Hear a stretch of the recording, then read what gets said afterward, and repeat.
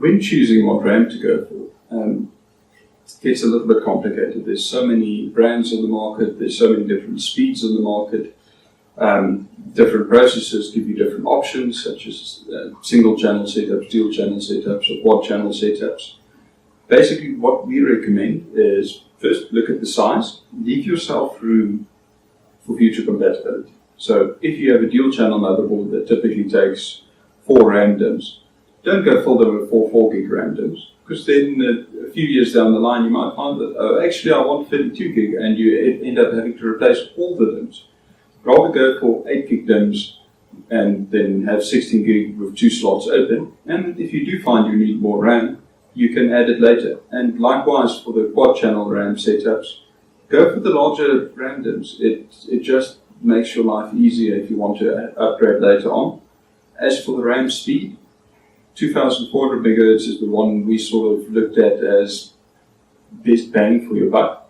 This might adjust in time. Have a look at what we recommend below. We normally only offer, you'll see the ones we actually do reviews on are the ones we tested and decided on research and decided that this is the right kind of point to go for.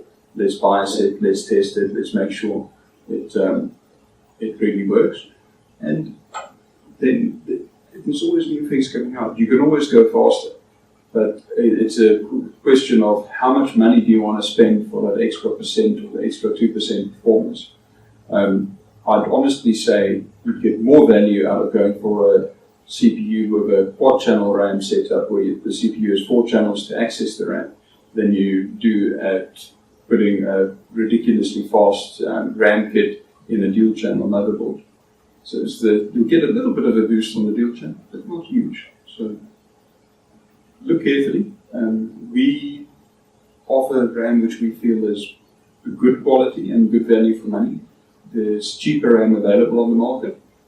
We've had our hands burnt a few times with some of the cheaper RAM kits, so we prefer to stay with something like Corsair, which we've tested a lot and we know really lasts a few years. We've actually got setups here that's been running with it for many years, and different generations of the RAM. It's the only ones we found that's really sort of been very consistent for us personally.